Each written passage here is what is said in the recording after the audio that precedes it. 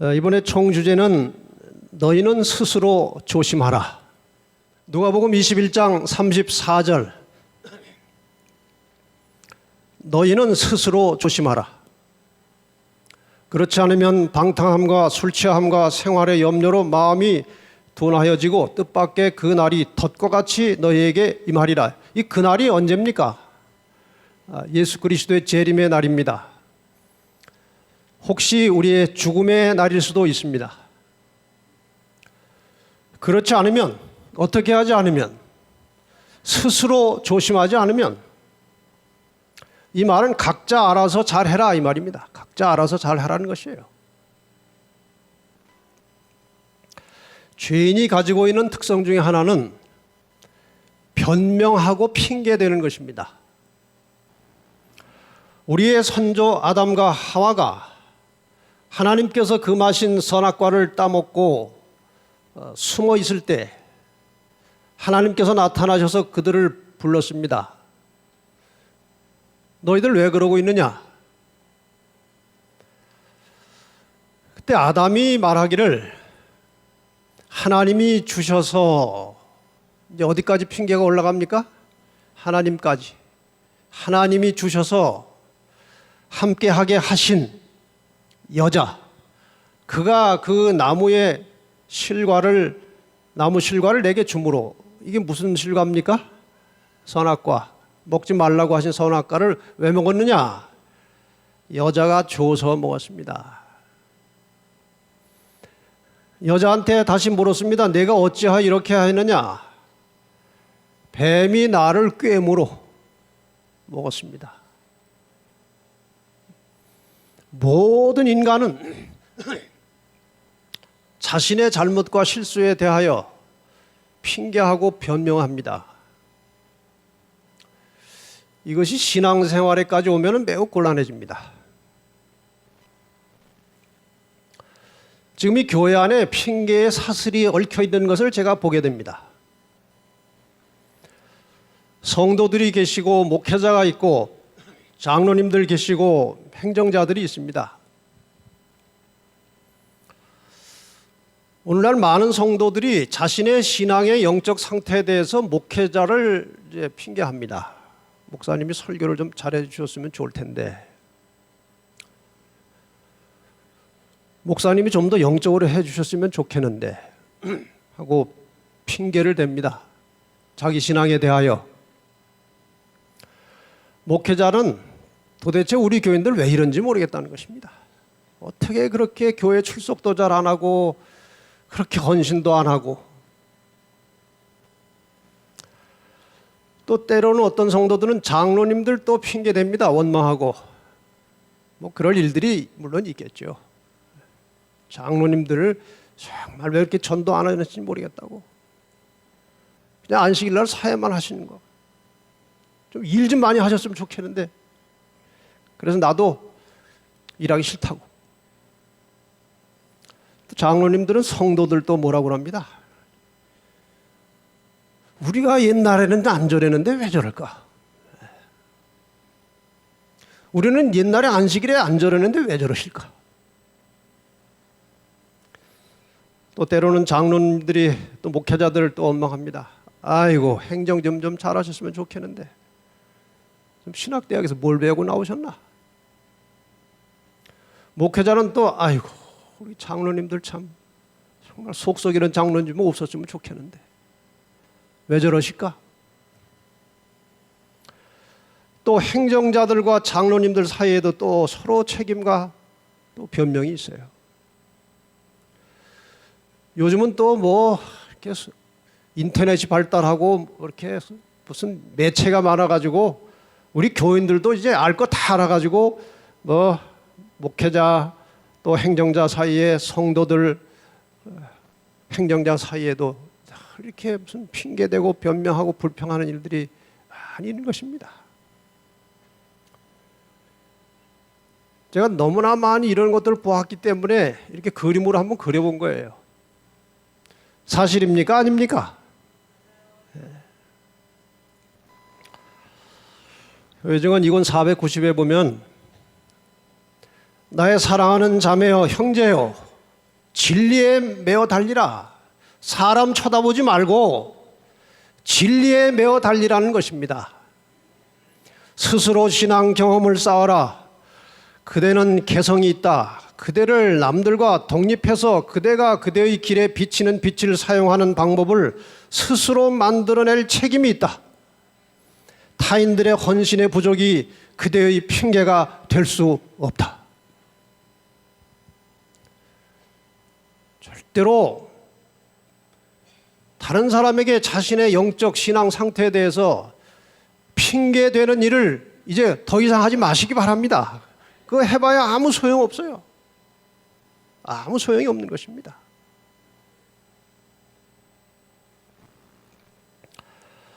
아무리 강력한 유혹이라 하더라도 범죄의 핑계가 될 수 없다. 그대가 견뎌야 할 압박이 아무리 혹심하다 할지라도 범죄는 그대 스스로 한 행위다. 어디에도 핑계 댈 수 없습니다. 결국 우리는 하나님의 심판대 앞에 홀로 서게 되는 것입니다. 그렇습니까? 홀로 서는 것입니다. 저기에 누구 핑계 댈 사람 증인으로 데리고 갈 수 있습니까? 없습니다. 어떻게 자네 신앙이 이렇게 되느냐? 제가 목사를 잘못 만나서 이렇게 됐습니다. 그럼 그 목사 좀 데리고 와봐. 그러겠습니까? 이때 하시는 말씀이 뭘까요? 너희는 스스로 조심하라는 것입니다. 에스겔 14장 20절에 보면은 비록 노아, 다니엘, 욥이 거기 있을지라도 나의 삶을 두고 맹세하노니 그들은 자녀도 건지지 못하고 자기의 의로 자기의 생명만 건지리라. 나 주 여호와의 말이니라. 분명합니다. 자기 운명은 자기가 결정하는 것입니다. 아무한테도 핑계댈 수 없는 것입니다. 그래서 너희는 스스로 조심하라는 것입니다. 제가 서울중앙교회에서 목회하는 동안에 5년 동안 계속 교인들에게 주입시킨 표어는 생각하는 신앙, 행동하는 믿음이에요. 근데 어느 날 예언의 신을 읽다가 보니까 이 말씀이 벌써 있더라고요. 구호봉사 315에 보면 그리스도인은 생각하는 사람이요 실천하는 사람이다. 교회를 다니려면 생각을 좀 깊이 하고 다니라 그 말입니다. 교회 왜 오는지, 교회 와서 무엇을 해야 하는지 생각을 하고 다니라는 것입니다. 왜 바깥에서 잘 살다가 교회 와서 싸우냐 이겁니다. 바깥에서 싸우다가도 교회에 오면 멈춰야 하는 거 아닙니까? 생각을 하고 교회를 다니라는 것입니다. 생각을. 그리고 말씀을 들으면 실천하라는 거예요. 그래야 힘이 있죠.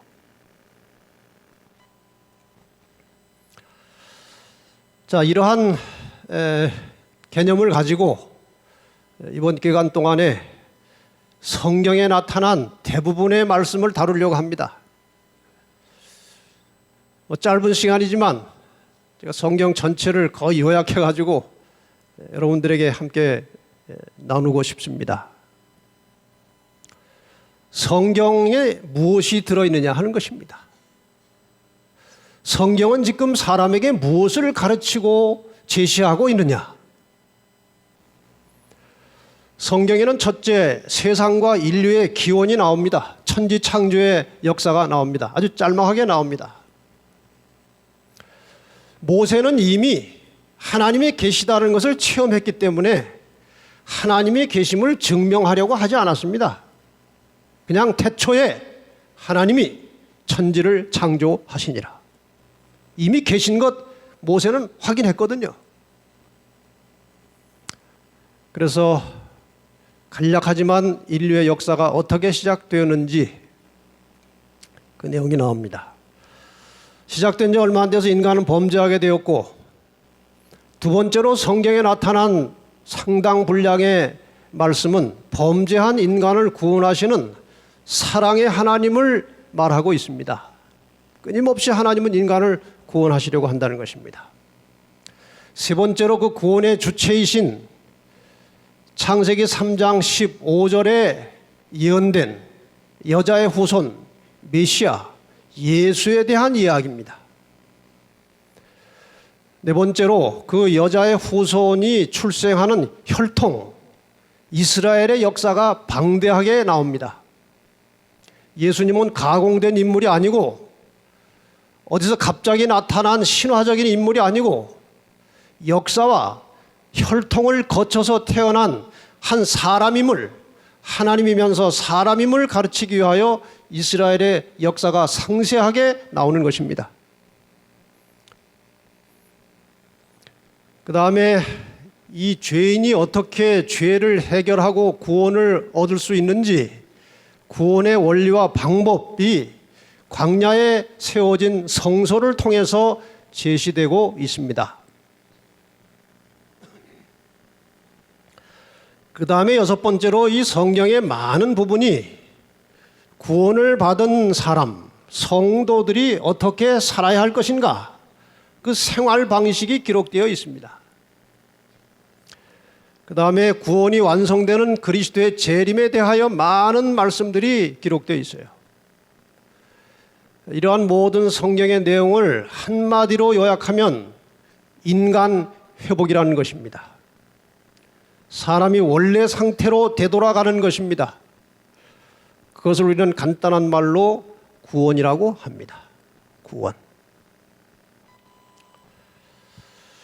자, 이 구원이라고 하는 것은 신학적으로 이번 기간 동안에 깊이는 못하겠지만 신학과 신앙을 같이 잘 버무려서 하려고 합니다. 신학과 신앙. 신학적으로 이 구원은 3단계입니다. 첫째 단계는 칭의. 그리스도의 십자가 보혈을 통해서 죄인이 순간적으로 믿음으로 그리스도를 받는 순간에 하나님께서 의롭다고 쳐주시는 것입니다. 이걸 칭의라고 합니다. 그 다음에 마지막 순간에 예수께서 재림하실 때에 우리가 하나님과 함께 영원히 살 수 있는 피조물로 호련히 변화되는 그 마지막 순간을 영화라고 합니다. 영광스러운 변화, 이렇게 말하는 것입니다. 이 사이를 뭐라고 합니까? 칭의와 영화 사이를 뭐라고 합니까? 잘 아시죠? 이 사이를 성화라고 하는 것입니다. 성화. 이것이 이제 구원의 단계입니다. 이번에 이 세 단계에 있어서 각각 우리들이 알아야 될 것이 무엇이고 실천해야 될 것이 무엇인지 그 문제를 좀 말씀을 드리려고 합니다. 그래서 칭의와 관련해서 구속의 경륜과 구원의 원리, 이 내용으로 말씀을 오늘 오전 시간에 드리고, 오늘 저녁부터는 구원받은 사람이 어떻게 살아야 되느냐, 광야의 교육, 복음의 본질, 사랑의 원칙, 전도와 품성, 기도와 성령, 이런 주제로 이 성화의 과정에서 우리가 알아야 하고 깨달았고 실천해야 될 문제들을 좀 다루겠습니다. 그 다음에 이 마지막 영화와 관련해서는 부활의 영광이라는 주제로 간단하게 다루고, 마지막 헌신 예배 때 이 선택과 운명이라고 하는 말씀으로 전체를 정리하려고 합니다. 이제 대충 윤곽은 이제 아셨죠? 그러니까 한 번이라도 빠지면 이제 고리가 끊어져 가지고 피해가 막심한 것입니다. 그러니까 안 빠지고 잘 오시는 게 건강에 좋습니다. 오늘 첫 번째 강의 시간, 구속의 경륜. 이 경륜이라는 말이 조금 어렵습니다만은 하나님께서 사람을 구원하시기 위해서 만드신 계획, 하나님의 섭리에 대하여 말씀을 드리겠습니다. 먼저 이 선악과의 의미를 좀 살피겠습니다. 창세기 2장 9절에 보면은 에덴 동산 중앙에 가운데에 나무 두 그루가 있었습니다. 하나는 생명나무고 하나는 선악을 알게 하는 나무, 선악과 나무가 있었습니다.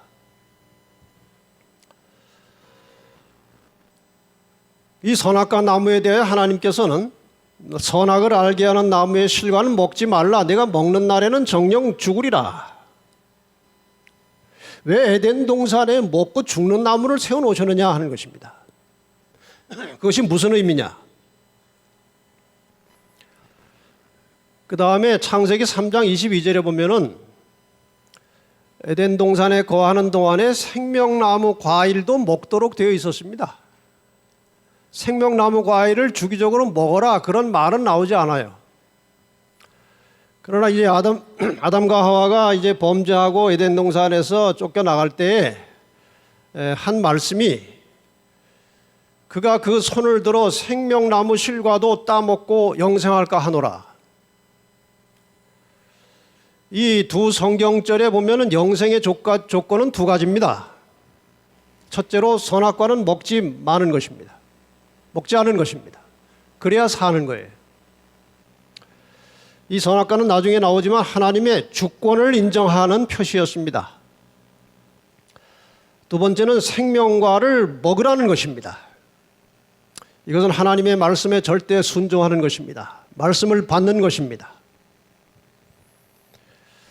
그래서 선악과를 먹으러 종종 에덴 동산 중앙으로 갑니다. 안 갈 수 없습니다. 가면은 그 옆에 뭐가 있습니까? 선악과를 보게 되는 것입니다. 선악과를 안 보고 에덴 동산에서 살 수는 없었습니다. 근데 왜 하나님께서 이 선악과를 주셨느냐? 이 아담과 하와가 이제 지구의 그 한 관리인으로서 뭐 행복하게 잘 오래 살다 보면 자기도 모르는 사이에 이 모든 만물의 주인이 자기인 것처럼 착각할 수가 있는 것입니다. 여러분이 어떤 전세에 들어가 가지고 전셋집에서 한 10년 정도 살면요, 자기 집 같은 착각이 드는 것입니다. 그래서 이 하나님께서 사람이 그런 생각을 가지면 하나님과 관계가 이제 끊어지기 때문에 선악과를 두시고 그것을 어떤 의미로 주셨느냐, 시간이 없기 때문에 그저 중요한 부분만 읽겠습니다. 지금 모감 3권 36페이지입니다. 이 나무는, 선악과 나무는 하나님이 만물의 소유주이심을 끊임없이 상기시켜주는 것으로서 유보하셨다. 에덴 동산 중앙에 생명과일을 먹으러 가서 선악과를 볼 때마다 이 만물의 주인이 내가 아니고 하나님이라는 사실을 고백하고 인정하도록 하는 장치가 선악과였습니다.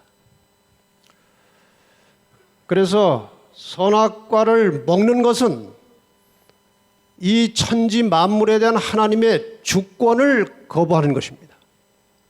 선악과를 먹는 것은 하나님의 주권을 거부하는 것입니다. 자, 선악과 먹는 것과 죽음. 왜 선악과를 먹으면 죽어야 하느냐? 이 문제를 조금 생각해 보십시다. 이 초기 단계에서 하와가 뱀의 유혹을 받을 때에는 완강하게 거부했습니다. 먹으면 안 된다고 아주 과장까지 해서 만져도 안 된다고 했습니다. 그 다음 단계에서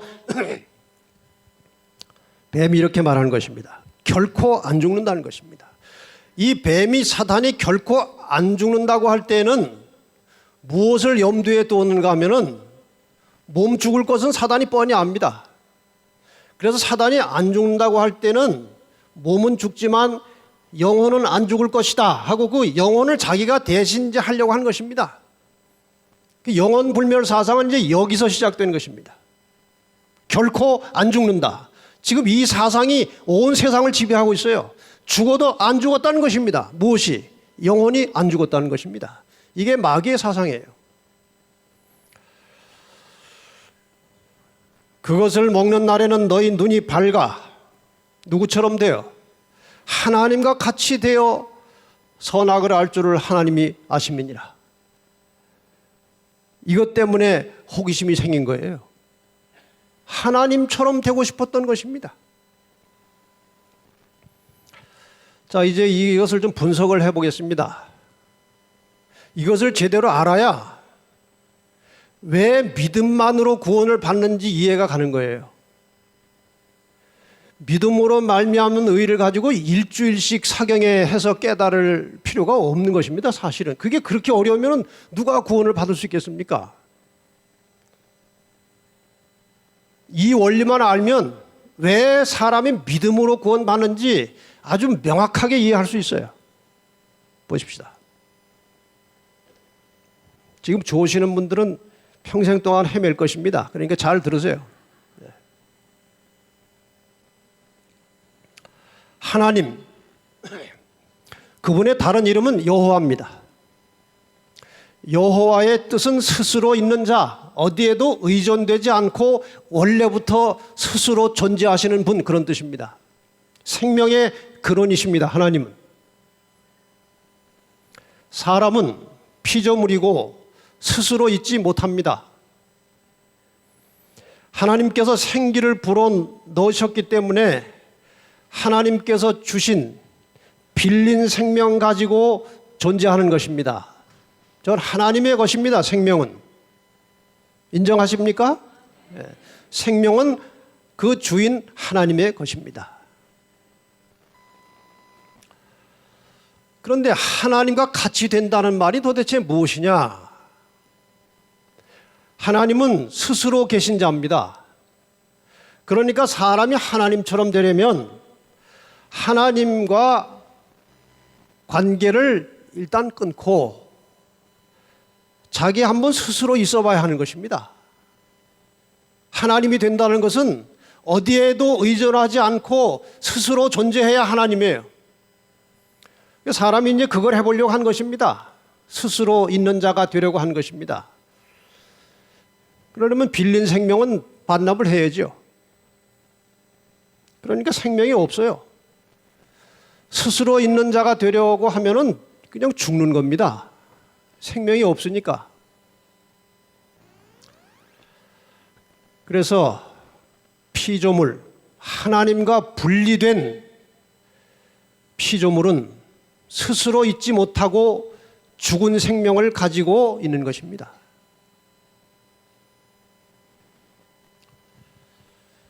로마서 6장 23절에 죄의 삭은 사망이요 이렇게 되어 있어요. 죄의 삭은 사망이요. 도대체 무슨 죄 때문에 죽느냐 하는 것입니다. 아담과 하와가 무슨 죄를 지었습니까? 다른 신을 섬겼습니까? 살인을 했습니까? 시기 질투했습니까?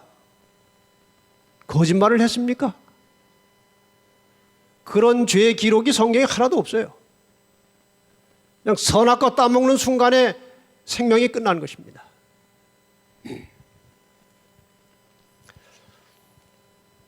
이 죽을 죄는 뭐 도둑질하고 뭐 이렇게 살인하고 나쁜 일하고 뭐 사기하고 뭐 이렇게 그런 죄는 하나의 결과지 그것 때문에 죽는 것은 아니에요. 아담과 하와가 그런 거 안 해도 죽었지 않았습니까? 인간을 죽게 만드는 것은 하나님과 분리되어 스스로 있고자 하는 죄입니다. 그래서 죽는 거예요. 생명의 근원에서 떨어져 나왔기 때문에 자연적으로 죽는 것입니다. 다른 모든 우리가 죄라고 하는 것들은 하나님과 분리되어 살아가는 사람들의 생활 속에 나타나는 하나의 열매요 결과입니다. 우리를 죽게 하는 죄는 하나님과 분리되는 것입니다. 하나님의 주권을 거부하고 하나님이 나의 주인이심을 거절하고 그분이 나의 창조주이심을 인정하지 않으면 그냥 그건 죽은 것입니다.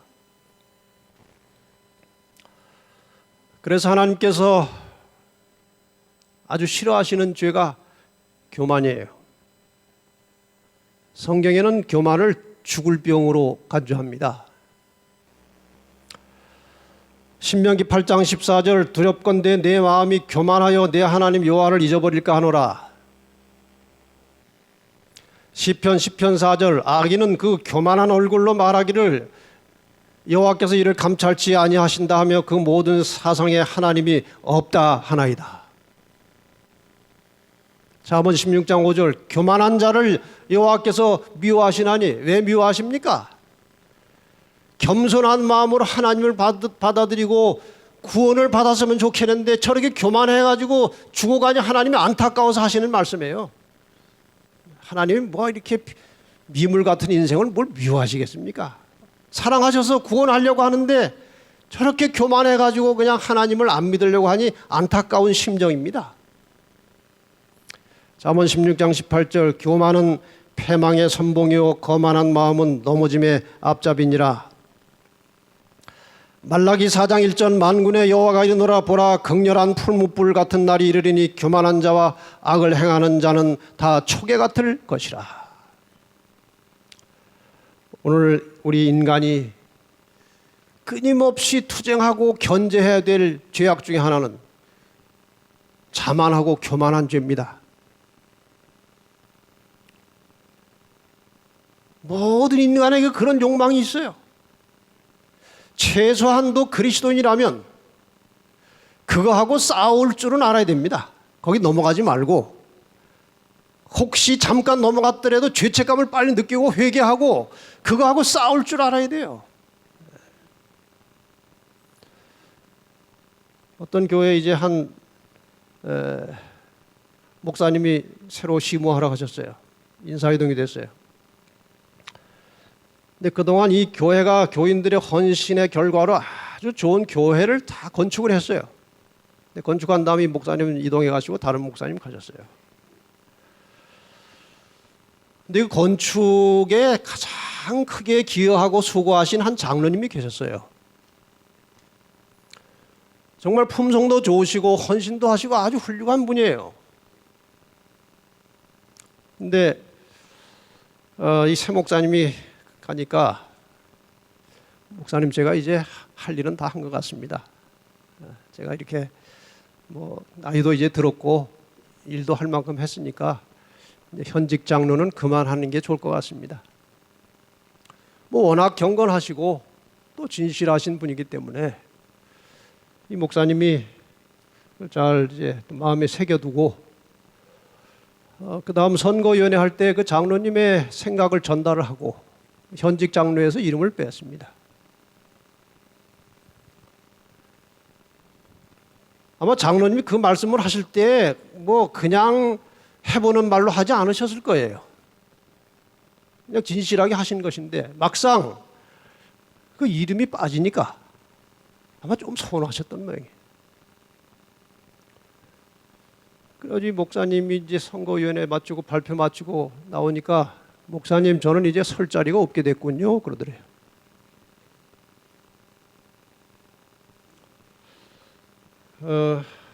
이게 사람입니다.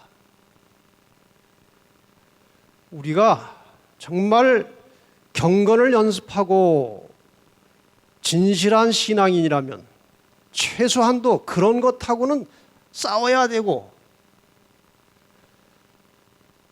또 그런 마음은 들지라도 그냥 참아야 하는 것입니다. 참으면 끝날 수많은 문제가 잠깐 못 참아가지고 불이 돼가지고 교회를 어지럽히는 일이 얼마나 많습니까?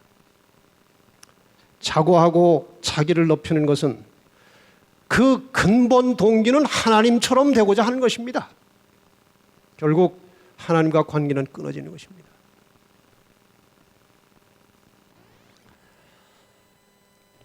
시대소망 763 하나님은 생명의 근원이시다. 사람이 죄를 섬기기로 선택할 때 하나님께로부터 분리되어 스스로 생명에서 끊어지는 것이다. 이 말 아주 중요한 말입니다. 하나님으로부터 분리되어서 스스로 생명이 끊어지는 것입니다. 에베소 4장 18절 저희 총명이 어두워지고 저희 가운데 있는 무지함과 저희 마음이 굳어짐으로 말미암아 하나님의 생명에서 떠나 있도다. 죽은 것입니다. 산상본 61페이지에 하나님은 생명의 근원이시기 때문에 그분과 교통함으로써만 생명을 소유할 수 있다.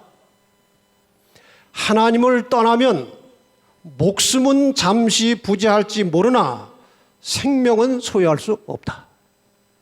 저는 이 말이 상당히 아주 감동적이에요.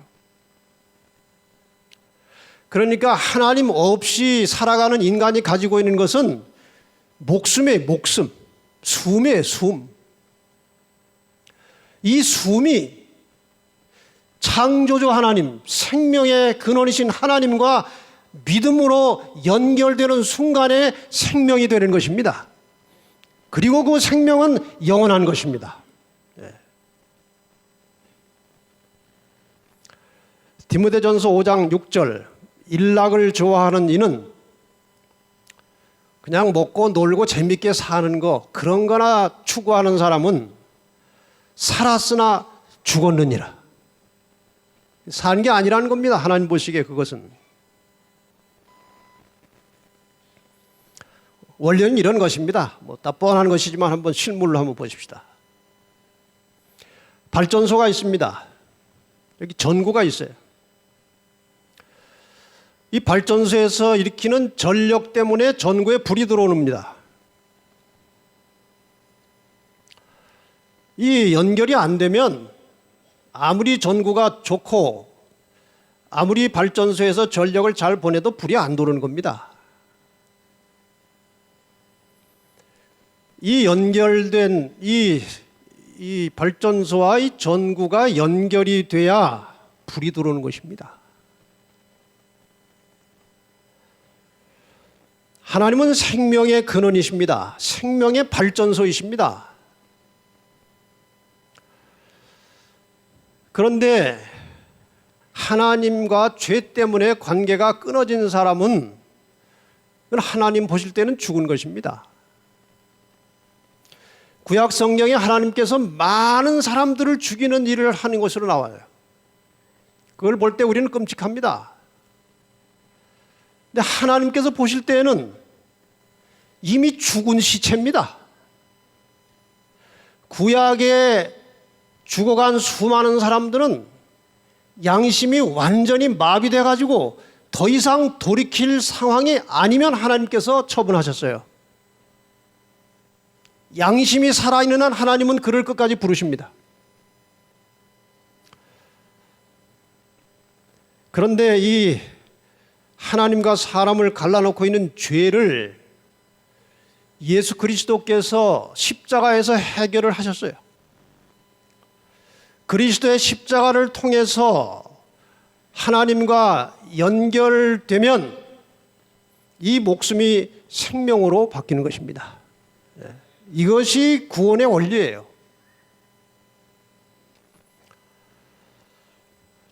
요한복음 5장 24절 이 한 절 속에 믿음으로 말미암는 의가 다 들어있어요. 내 말을 듣고, 예수님께서 하신 말씀이에요. 내 말을 듣고, 지금 예수님의 말씀을 우리는 성경에서 찾는 것입니다. 성경 말씀을 읽고 보고 배우고 듣고 또 나 보내신 이 하나님을 믿는 자는 영생을 얻을 것이고, 제가 지금 바로 읽었습니까? 영생을 얻었고, 이건 현재 완료예요. 이미 얻은 것입니다. 얻을 것이 아니고 얻은 것입니다. 심판에 이르지 아니하나니 사망에서 생명으로 옮길 것이니라. 옮겼느니라. 현재 완료입니다. 어느 순간에 말씀을 듣고 그리스도를 믿음으로 받아들여서 하나님을 믿으면 그리스도를 통해서 하나님이 나의 창조주이시오 나의 생명의 근원이심을 인정하고 믿는 순간에 스위치가 켜져가지고 영생이 시작되는 것입니다.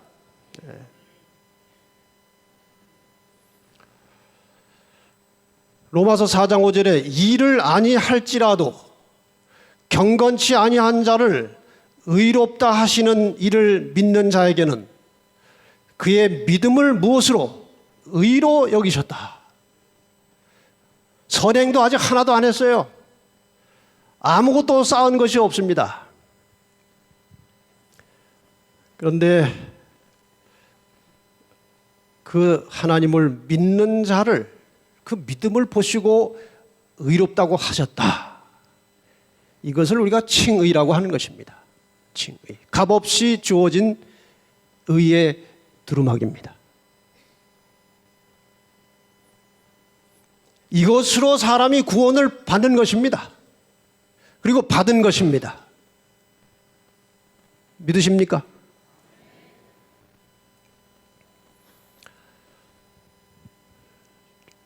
제가 이제 목회할 때 한 사람을 구도자로 소개를 받았어요. 80세쯤 된 노인이신데 아주 정정하시고 머리가 청명하고 논리가 아주 정연하고 6.25 전쟁 때 포로가 돼가지고 남한에서 형무소살이 27년 하고 추록한 북한 군인 출신입니다. 그분을 제가 이제 성경을 가르치기 시작했어요. 배우려고 아주 애를 써요. 예배 시간 안식일마다 꼭 와서 예배를 같이 드렸습니다. 점심시간도 같이 하고 한 서너 달 지난 다음에 잘 안 보이셔요. 어느 날 편지가 왔습니다. 목사님, 제가 그동안 하나님을 믿으려고 정말 애를 쓰고 노력을 했는데 그래서 목사님 시간도 뺏고 교회 가서 식사도 하고 여러 사람에게 피해를 끼치면서까지 내가 하나님을 믿으려고 했는데 하나님이 도무지 믿어지질 않습니다. 그분이 그 북한 군인들 정신교육시키는 장교였어요. 그러니 완전히 이게 이제 세뇌가 돼가지고 이게 안 바뀌는 거예요. 제가 몇 차례 고뇌했지만 패기치기가 미안하다는 것입니다. 더 가고 싶지만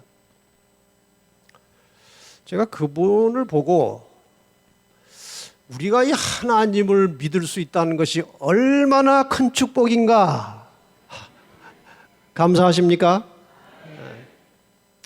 하나님을 믿을 수 있게 되었다는 것은 정말 축복입니다. 우리가 뭐 하나님 본 적도 없어요. 그냥 말씀을 보고 믿는 것입니다. 더군다나 우리는 찾고 찾다가 마침내 진리를 찾아서 이렇게 잘 믿고 있는 것 얼마나 큰 축복인지 모릅니다. 제가 나중에 이 이야기는 좀 더 다시 하겠습니다.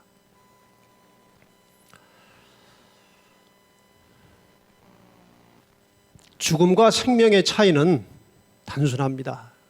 죽음이란 교만한 마음으로 하나님과 분리되는 것이고 생명이란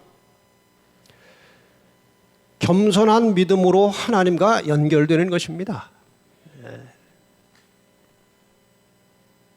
맞습니까? 이거보다 더 어려우면 믿기가 참 어려워져요. 이게 답니다. 믿음으로 말미암는 의인은 이게 답니다. 그래서 시편 149편 4절에 보면은 여호와께서는 자기 백성을 기뻐하시며 겸손한 자를 구원으로 아름답게 하심이로다.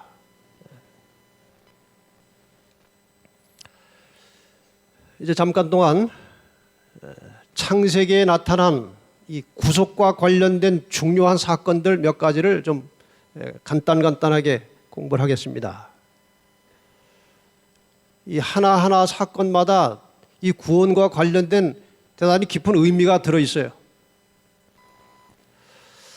첫째, 이 아담과 하와가 이제 범죄하고 수치심을 느끼고 벗었음을 깨닫게 되었을 때 한 첫 번째 행동이 무엇입니까? 무화과나무 넓적한 이파리로 치마를 엮어서 만든 것입니다. 이에 그들의 눈이 밝아 자기들의 몸이 벗은 줄을 알고 무화과나무 잎을 엮어 치마를 하였더라. 죄를 해결하고 죄를 가리기 위하여 자기들이 만든 옷을 하나 입었다 이것입니다. 여러분 그 옷이 얼마나 가겠습니까? 수명이. 곧 시들 것이고 한번 앉았다 일어나면 다 찢어질 옷입니다. 못 쓸 옷입니다. 죄를 해결할 수 없는 옷이에요. 그렇지 않습니까? 이 말은 인간의 어떤 죄도 인간이 만든 선행으로는 죄가 해결이 안 된다는 것입니다. 사람이 아무리 좋은 일을 많이 해도 그거 가지고 죄를 해결할 수는 없다는 중요한 교훈이 이 속에 들어있어요.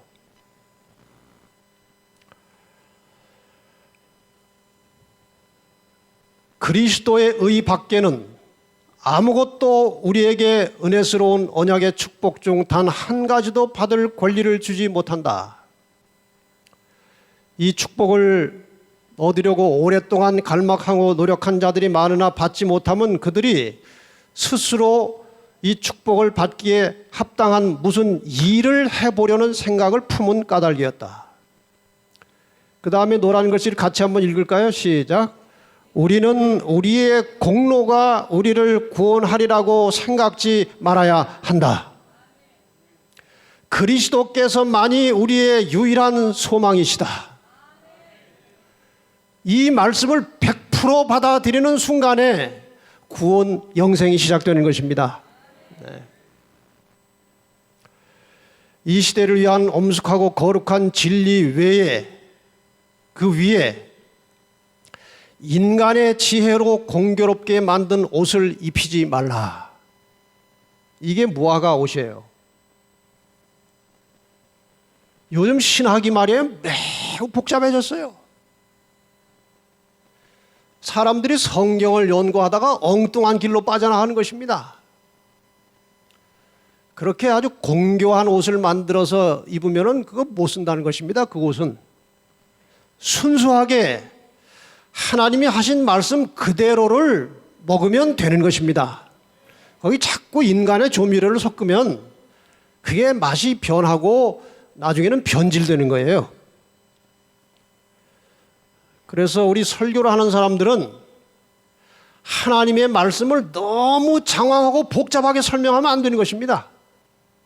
그 말씀 그대로를 그냥 알아듣기 쉬울 정도로만 설명하면 되는 것입니다. 그 속에 생명이 있고 능력이 있는 것입니다. 다른 걸 자꾸 섞으면 변질이 되는 것입니다.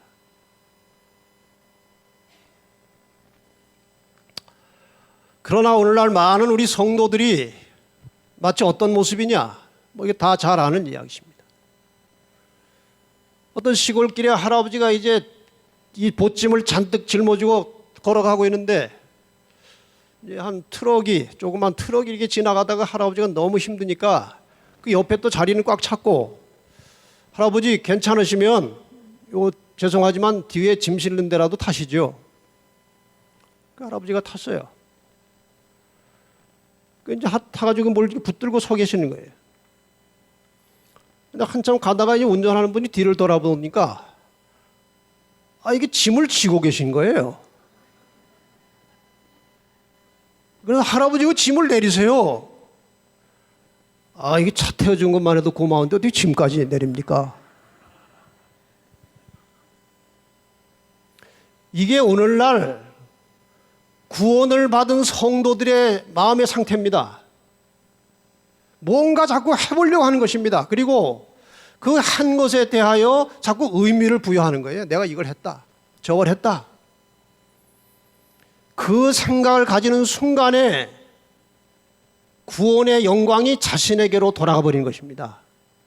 구원은 전적으로 하나님의 은혜이기 때문에 거기에 자기의 공을 0.1%도 섞으면 안 되는 거예요. 그런데 우리가 자꾸 무언가 하려고 하고 그 한 것을 자랑하기 시작하면 그 구원은 끝나는 것입니다.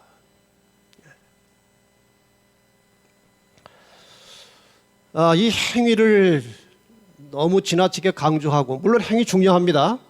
제가 오늘 저녁부터 이제 구체적으로 말씀드릴 텐데, 이걸 너무 강조하면요, 결국에 아주 실수도 잘 안 하고 정말 경건의 경지에 이르게 되면요, 두 가지 위험에 빠져요. 다 그렇다는 거 아닙니다. 두 가지 위험에 빠지는 하나는 영적 교만입니다. 사람이 교만이시며 세속적 교만도 있지만 영적 교만도 있어요. 나는 지금 1년에 영혼을 5명을 인도했는데 아이고, 전 장로님 선교회장이 돼가지고 한 사람도 아직도 인도를 못하고 있어. 그게 자기가 한 게 아니고 성령이 한 것입니다. 한 영혼도 성령의 역사 없이는 회심이 안 되는 겁니다. 자기가 했다면 그 영혼은 오래 못 가고 떠납니다. 성령으로 거듭나야 오랫동안 교회에 남아있는 거예요. 오늘 우리 교회에 이것이 절실하게 필요한 것입니다. 그래서 영적 교만 아니면은 정죄입니다. 정죄. 여러분 자신의 행위에 비춰서 다른 사람을 절대 정죄하면 안 됩니다. 그 하나님이 정죄는 하나님이 하시는 일이에요. 남을 정죄하는 것은 내가 하나님이다 그 뜻입니다. 아주 위험한 것입니다. 내가 어디 있느냐? 하나님께서 아담과 하와에게 내려오셔서 하신 질문입니다. 내가 어디 있느냐? 뭐 몰라서 물으셨겠습니까? 하나님께서 인간을 부르시고 찾을 때에는 목적이 있는 것입니다. 모세야 모세야. 그 부르심의 목적은 애굽의 죄악의 구렁텅이에서 죽어가는 이스라엘을 구원하기 위하여 부르셨어요. 사울아 사울아. 왜 부르셨습니까? 이방인들을 구원해내기 위해서 그 대표자로 사울을 부르신 것입니다. 아담에게 내가 어디 있느냐? 아담과 하와를 구원하시기 위해서 부르신 것입니다. 시편 50편 1절에 보면은 전능하신 자 하나님 여호와께서 말씀하사 해 돋는 데서부터 지는 데까지 세상을 부르셨도다. 여러 가지 형태로 하나님께서 우리를 부르십니다. 하나님의 성령의 세미한 음성이 들려올 때 절대로 거절하지 마시고 받으셔서 구원을 얻으시기 바랍니다. 거절하지 마시고 받으셔서 구원을 얻으시기 바랍니다. 여자의 후손 창세기 3장 15절. 우리가 이 창세기 3장 15절을 구속의 경륜이라고 쉽게 말합니다. 같이 한번 읽겠습니다. 시작. 내가 너로 여자와 원수가 되게 하고 너의 후손도 여자의 후손과 원수가 되게 하리니 여자의 후손은 내 머리를 상하게 할 것이요 너는 그의 발꿈치를 상하게 할 것이니라 하시고, 이 말씀이 어떤 배경에서 나온지 잘 아십니다. 하와에게 너는 왜 선악과 먹었느냐고 물을 때 뱀이 꿰어서 먹었습니다 하고 뱀에게는 더 이상 묻지 않으셨습니다. 이미 그것은 타락한 사탄이었기 때문에. 뱀에게 하신 말씀이 내가 너로, 이 말씀을 좀 분석해 보십시다. 너 여자의 후손. 여기에서 내가, 나는 하나님이시고 너로, 너는 뱀 사탄입니다. 너와 여자 교회 하나님의 백성과 원수가 될 것이다. 싸울 것이다. 그 말이죠. 너의 후손 사단은, 사단의 대리자들, 이 땅에서 사단의 일을 이루어가는 대리자들, 여자의 후손과 메시아 예수 그리스도와 원수가 될 것이다. 너는 머리를 상하게 된다. 이건 영원한 멸망을 가리키는 것입니다. 여자의 후손은 발꿈치를 상할 것이다. 십자가의 일시적인 상처를 말하는 것입니다. 이 속에 성경 전체가 다 들어있는 것입니다. 놀랍게도 많은 개신교 성도들이 혹은 목회자들까지도 제가 성경을 가르칠 때마다 이 성경절을 물어보면 제대로 이해하는 사람이 거의 없었습니다. 이게 이해가 안 되는 것입니다. 이것을 모르면 성경을 모르는 것입니다. 이것을 알면 성경을 다 보이는 것입니다. 선과 악이 싸울 것이고 여자와 여자의 후손이 사탄과 사탄의 대리자들과 이 땅에서 싸울 것이다. 여자의 후손은 발꿈치를 상할 것이고 사탄은 머리를 상할 것이다. 이 의미를 우리가 잘 알고 있습니다. 결국 여자, 교회가 승리할 것이고 사탄과 이 세상의 세력은 영원히 멸망할 것이다. 이미 승패는 결정이 나 있는 것입니다. 그러니 싸워가는 과정 속에서 하나님의 백성들이 훨씬 고통을 많이 당합니다. 그래서 성경은 끊임없이 그분의 백성들을 향하여 인내하라고 말씀하십니다. 왜? 끝까지 참으면, 최악의 경우 죽을 때까지 참으면 영생한다는 것입니다. 그러니까 참으라는 거예요. 이 구속의 경륜, 창세기 3장 15절에 나타난 세상의 역사를 간략하게 잠깐 보십시다. 여자, 이 교회입니다. 구약시대는 이스라엘이 여자고 신약시대는 교회가 여자입니다. 하나님의 백성들이. 이 여자를 사탄의 세력이, 뱀의 세력, 용의 세력이 여자를 이 땅에서 쓸어버리려고 공격을 합니다. 이스라엘을 공격한 나라들, 애굽, 아수르, 바벨론, 페르시아, 헬라, 로마 제국. 로마 제국은 이스라엘도 공격했고 예수 메시아도 죽였고 이 땅에 세워진 교회도 핍박했습니다. 로마 제국 다음에 잠깐 열국으로 분열됐다가 로마 교회가 나타나서 타락한 교회가 하나님의 백성들을 죽였습니다. 상처를 입고 잠시 역사 뒤로 들어갔다가 다시 마지막 때에 등장을 했는데 이것은 계시록 12장 17절에 예언된 마지막 계명을 지키고 믿음을 가지고 증거를 가진 남은 자손을 공격하기 위해서 일어난 것입니다. 그 다음에 여자의 후손, 이 선악의 싸움의 주인공들이 여기 다 나오는 것입니다. 2000여 년 전에 그분이 오셔서 구속을 이루셨습니다. 그리고 마지막 선악의 싸움이 끝나면 다시 오실 것입니다. 그리고 천년기간 동안에 성도들은 하늘에 가 있을 것이고 이 땅은 황폐한 상태로 천년을 기다리다가 하늘의 모든 가족들이 이 땅으로 다시 내려올 것입니다. 그리고 새로운 세상이 시작되는 것이 구속의 경륜입니다. 이것이 성경 전체예요. 우리는 이렇게 명확한 구속의 경륜과 구속의 역사를 알고 믿고 있는 것에 대해서 정말 얼마나 감사하십니까? 대부분의 그리스도인들은 여기에 대해서 아주 오리무중입니다. 그냥 잘 믿고 죽으면 영원히 천당 가서 영원히 산다. 그것이 답니다. 자, 이 구속의 경륜을 이제 좀 마감하면서 한 두 가지 더 말씀드리고 끝내겠습니다. 가죽옷. 창세기 3장 21절에 여호와 하나님이 아담과 그 아내를 위하여 가죽옷을 지어 입히셨다. 이 가죽옷을 지어 입히신 목적은 두 가지입니다. 부조화 선지자 61페이지에 보면은 일찍이 그렇게 온화하고 일정한 온도를 유지하던 대기에 현저한 변화가 일어났다. 그러나 여호와께서는 자비로우시게도 극단적 한서에서 보호하시려고 그들에게 가죽옷을 마련해 주셨다. 월동 준비 옷을 주신 것입니다.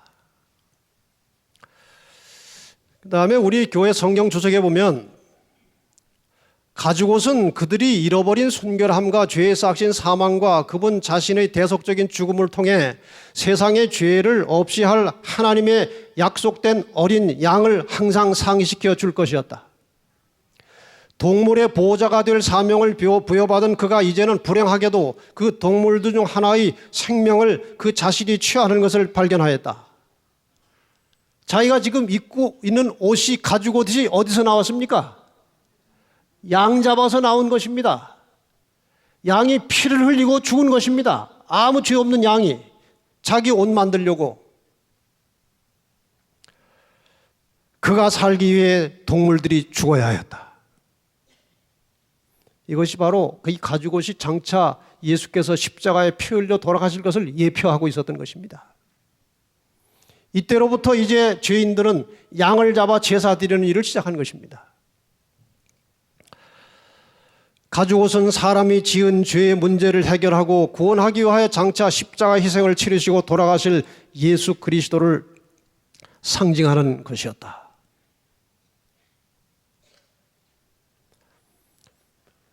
인간은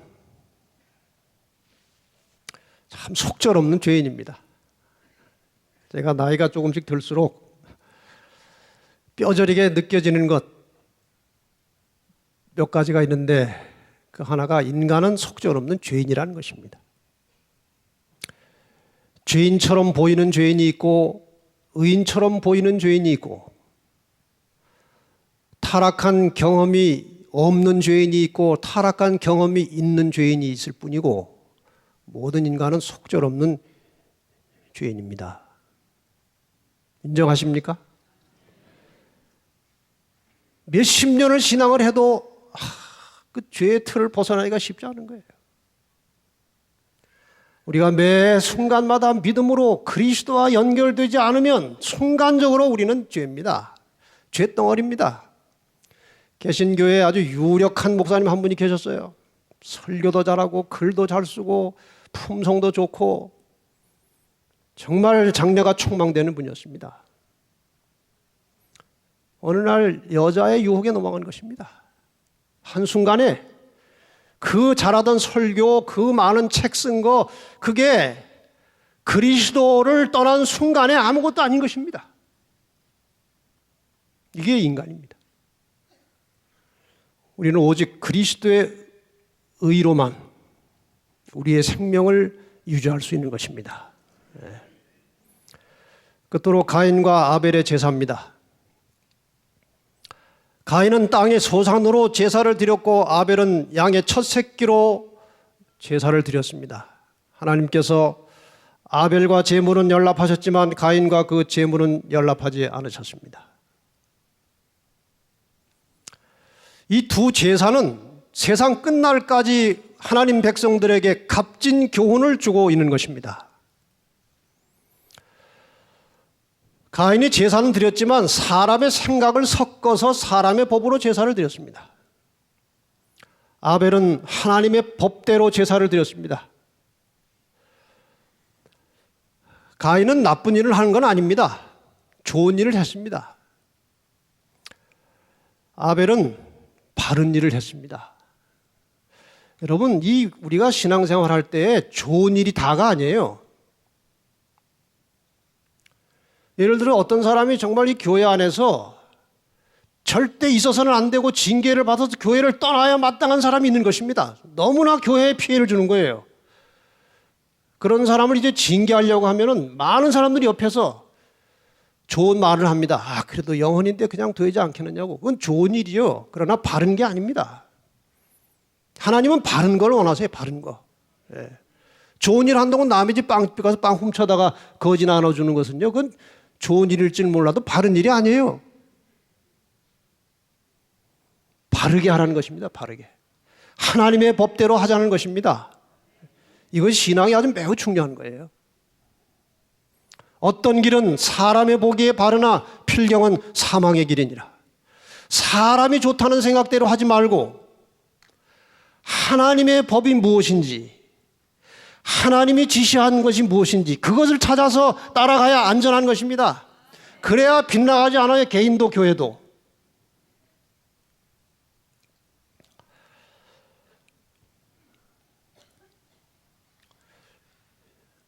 이제 정리하면서 십자가 상에서 있었던 사건을 잠깐 봅시다. 칭의가 무엇인지. 여기 한 강도가 예수를 향해서 내가 그리스도가 아니냐? 너와 우리를 구원해라. 조롱하면서 그랬어요. 그랬더니 옆에 다른 강도가 내가 동일한 정죄를 받고서도 하나님을 두려워 아니하느냐? 우리는 우리의 행한 일에 상당한 보응을 받는 것이니 이에 당연하거니와 이 사람의 행한 것은 옳지 않은 것이 없느니라. 이 죄인의 입에서 이런 말이 나올 수 있습니까? 이건 성령의 감동이었습니다. 그리고 예수님께 말합니다. 예수여, 당신의 나라에 임하실 때 나를 생각하소서. 이건 번역이 잘못된 것입니다. 이건 영원 불멸을 믿는 사람이 번역한 거예요. 나라애가 아닙니다. 나라갑니다. 영어 성경 어떤 성경에는 나라가 임하실 때 이렇게 돼 있어요. 예수여 당신의 나라가 임하실 때, 이건 재림을 말하는 것입니다. 나를 생각하소서. 그때 예수님이 뭐라고 말씀하셨어요? 이 사람아, 그 입장 곤란하게 아니 평생 동안 그렇게 죄 짓다가 지금 죽어가면서 구원해달라고 하면 내 입장이 곤란한데 그 어떻게 그런 요구를 하십니까? 양심도 없이. 그러셨습니까? 그럴만 하지 않습니까? 주님은 내가 진실로 내게 이르노니 오늘 내가 당장 약속하마 내가 나와 함께 낙원에 있으리라. 많은 분들이 강도를 부러워합니다. 저렇게라도 구원만 받았으면 얼마나 좋을까. 그러나 우리는 구원을 받을 뿐 아니라 구원을 즐기고 살 수 있는 시간이 있다는 사실을 생각하시기 바랍니다. 구원을 즐기고 살 수 있는 것입니다. 오늘 저녁부터 그 얘기를 좀 하려고 합니다. 우리 주님이 얼마나 우리를 기다리십니까? 저희 집사람이 한 번은 그 시장에, 꽤 오래전 얘기입니다. 시장에 구두 수선을 하러 한두 번 갔는데 이 구두 수선하는 사람이 그 조그만 그 부스에 시를 여기저기 써놓은 거예요. 시. 그래가지고 시를 보니까 어떤 한 시가 굉장히 감동해요. 제목이 보니까 기다림이에요. 기다림. 저게 무슨 시입니까? 그래서 뭐 얘기를 안 하려고 하더니 나중에 이제 얘기를 한 거예요. 자기가 오래전에 한 3년 전에 그 당시 얘기할 당시로 3년 전에 전라남도 장성에 살았는데 이제 천신만고 끝에 이제 결혼을 했어요. 근데 부인이 굉장히 잘하는 거예요. 그래서 아주 행복하게 살았어요. 근데 부인이 겉으로 그렇게 하면서 속으로 뒤로 그 사람이 모아놓은 돈을 다 빼낸 겁니다. 현금을. 그리고 2억을 가지고 도망간 거예요. 부인이 도망갔어요. 정말 배은망덕한 여자입니다. 여긴 그런 여자분 안 계시겠죠. 그런데 이 남자가 희한한 사람이에요. 그 여자를 찾는 것입니다. 돈 찾으려고 찾는 게 아니고 사랑해서 찾는 것입니다. 특이한 사람이에요. 그 장성에서 서울까지 갈 만한 데를 다 걸어서 찾아 돌아다녔다. 걸어서 찾아 돌아다녔는데 서울까지 올라오니까 80일이 걸렸더래요. 80일. 그 시청자들이 이제 포기하라. 그런 여자를 뭘 찾고 기다리느냐. 막무가내입니다. 결혼 안 하고 계속 기다리는 것입니다. 그리고 형제들이 뭘 먹고 살려고 우리 구두방울 조그맣게 하나 해준 거예요. 그 아내를 기다리면서 쓴 시가 이겁니다. 날 버리면 어쩌나 생각진 않지만 이제나 저제나 당신은 오는 곳만 바라봅니다. 오다 가다 당신은 날 잊진 않으셨나요? 당신을 보고 싶어도 나는 갈 수 없지만 당신이 원하시면 언제라도 왔다가 가도 좋으니까 다시 오라는 것입니다. 당신이 머물고 싶은 만큼 머물다 가세요. 날 버리면 어쩌나 생각진 않지만 돌아올 줄 모르는 당신이 야속하기만 합니다. 이제나 저제나 당신 오는 길목을 바라다 보니 당신은 오지 않고 마른 갈대 홀로 서 있어. 지친 몸 몸부림치며 당신 모습 그리워. 나는 오늘 밤도 잠 못 이루며 당신만을 기다립니다. 이 기다릴 만한 가치가 없는 아내를 기다리는 이 남편의 마음이 예수의 마음이에요. 우리 정말 참 한심하지 않습니까? 그런데 그분이 우리를 기다리십니다. 우리가 그분을 영접하고 깨닫는 순간에 내가 오늘 나와 함께 낙원에 있으리라고 말씀하십니다. 예수님의 십자가 옆에서 즉각적으로 구원받은 강도의 이야기는 하나님께서 어떠한 사랑으로 우리를 구원하시는지 그 원리와 방법을 가르쳐주는 감동적인 이야기입니다. 하나님께서 죄인을 구원하실 때에는 우리가 쌓아놓은 선행을 보시는 것이 아니라 우리의 마음속에 있는 믿음을 보십니다. 십자가 사형을 받을 만큼 평생 동안 죄를 지어온 강도의 순간적인 믿음을 보시고 그를 구원하신 하나님께서는 지금도 똑같은 사랑으로 우리를 그렇게 구원하십니다. 우리가 하나님의 말씀에 순종하는 것은 구원을 받기 위한 것이 결코 아닙니다. 오직 은혜로 우리를 구원하신 하나님의 사랑에 감사하며 그분의 말씀에 순종하여 충성을 다하는 것입니다. 매일의 삶을 통하여 순간마다 주님의 사랑과 은혜에 감사하며 혹시 넘어져도 다시 일어나서 주님의 손을 붙잡고 일어나 하늘을 향하여 한 걸음 한 걸음 전진하며 사시기 바랍니다. 이 말씀을 읽고 우리가 찬양을 하나 듣겠습니다. 같이 한번 읽을까요? 에베소 2장 8절 시작. 너희가 그 은혜를 인하여 믿음으로 말미암아 구원을 얻었나니 이것이 너희에게서 난 것이 아니요 하나님의 선물이라. 우리는 하나님의 은혜로 구원받아 산 것입니다. 이제 494장 찬미를 좀 들으시고 마치겠습니다.